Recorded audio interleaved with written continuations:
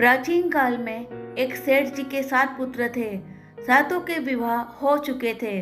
सबसे छोटे पुत्र की पत्नी श्रेष्ठ चरित्र की विदुषी और सुशील थी, परंतु उसके कोई भाई नहीं था।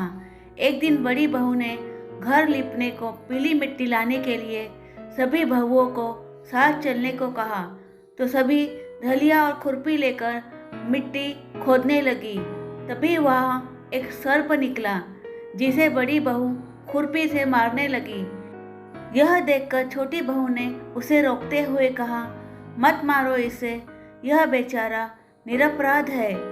यह सुनकर बड़ी बहू ने उसे नहीं मारा। तब सर्प एक और जा बैठा। तब छोटी बहू ने उससे कहा, हम अभी लौट कर आते हैं, तुम यहाँ से जाना मत। यह कहकर वह सबके साथ मिट्टी लेकर घर चली गई और वहाँ कामकाज में फंसकर सर्प से जो वादा किया था उसे भूल गई। उसे दूसरे दिन वह बात याद आई तो सबको साथ लेकर वहाँ पहुँची और सर्प को उस स्थान पर बैठा देखकर बोली, सर्प भैया नमस्कार।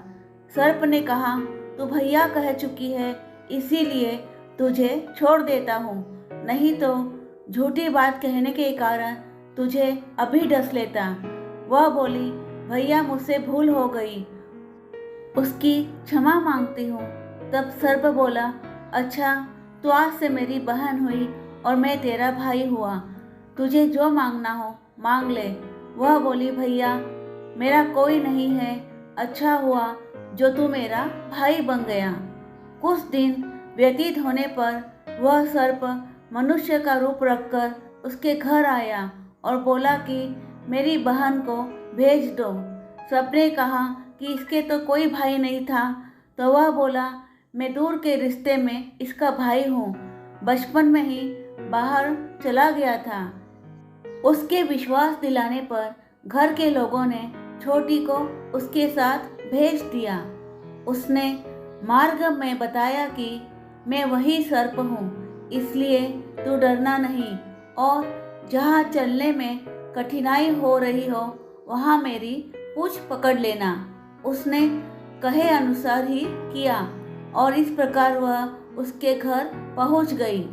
वहाँ के धन ऐश्वर्य को देखकर वह चकित हो गई। एक दिन सर्प की माता ने उससे कहा, मैं एक काम से बाहर जा रही हूँ, तू अपने भाई को ठंडा दूध पिला देना। उसे यह बात ध्यान न रही और उसने गर्म दूध पिला दिया, जिससे उसका मुख बेतरह जल गया। यह देखकर सर्प की माता बहुत क्रोधित हुई, परंतु सर्प के समझाने पर शांत हो गई। तब सर्प ने कहा कि बहन को अब उसके घर भेज देना चाहिए। तब सर्प और उसके पिता ने उसे बहुत सा सोना, चांदी, जवाहरात, वस्त्र, भूषण आदि देकर उसके घर पहुंचा दिया। इतना सारा धन देखकर बड़ी बहू ने ईर्ष्या से कहा, भाई तो बड़ा धनवान है, तुझे तो उससे और भी धन लाना चाहिए।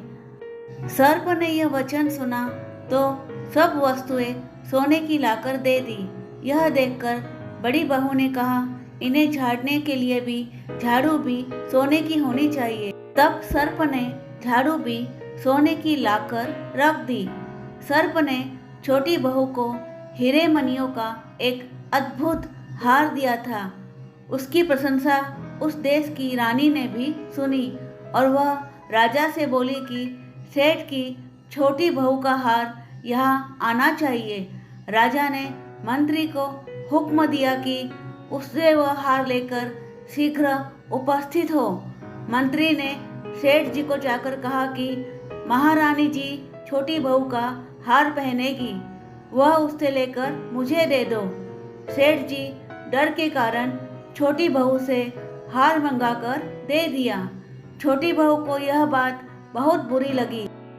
उसने अपने सर्प भाई को याद किया और आने पर प्रार्थना की, भैया रानी ने हार छीन लिया है, तुम कुछ ऐसा करो कि जब वह हार उसके गले में रहे तब तक के लिए सर्प बन जाए और जब वह मुझे लौटा दे तब हीरो और मणियों का हो जाए। सर्प ने ठीक वैसा ही किया। जैसे ही रानी ने हार पहना वैसे ही वह सर्प बन गया। यह देखकर रानी चीख पड़ी और रोने लगी। यह देखकर राजा ने सेठ के पास खबर भेजी कि छोटी बहू को तुरंत भेजो। सेठ जी डर गए कि राजा न जाने क्या करेगा। वे स्वयं छोटी बहू को साथ लेकर उपस्थित हुए। राजा ने छोटी बहू से पूछा, तूने क्या जादू किया है? मैं तुझे दंड दूंगा। छोटी बहू बोली, राजन, दुष्टता क्षमा कीजिए।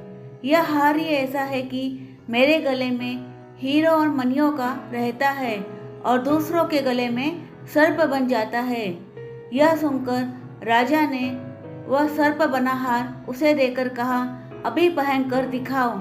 छोटी बहू ने जैसे ही उसे पहना वैसे ही हीरो मणियों का हो गया। यह देखकर राजा को उसकी बात का विश्वास हो गया और उसने प्रसन्न होकर उसे बहुत सी मुद्राएं भी पुरस्कार में दी। छोटी बहू अपने हार और इन सहित घर लौट आई। उसके धन को देखकर बड़ी बहू ने ईर्ष्या के कारण उसके पति को सिखाया कि छोटी बहू के पास कहाँ से धन आया है। यह सुनकर उसके पति ने अपनी पत्नी को बुलाकर कहा, ठीक ठीक बता कि यह धन तुझे कौन देता है। तब वह सर्प को याद करने लगी। तब उसी समय सर्प ने प्रकट होकर कहा, यदि मेरी धर्म बहन के आचरण पर संदेह प्रकट करेगा तो मैं उसे खा लूँगा। यह सुनकर छोटी बहू का पति बहुत प्रसन्न हुआ और उसने सर्प देवता का बड़ा सत्कार किया। उसी दिन से नाग पंचमी का त्यौहार मनाया जाता है और स्त्रियां सर्प को भाई मानकर उनकी पूजा करती हैं। ओम नमः शिवाय।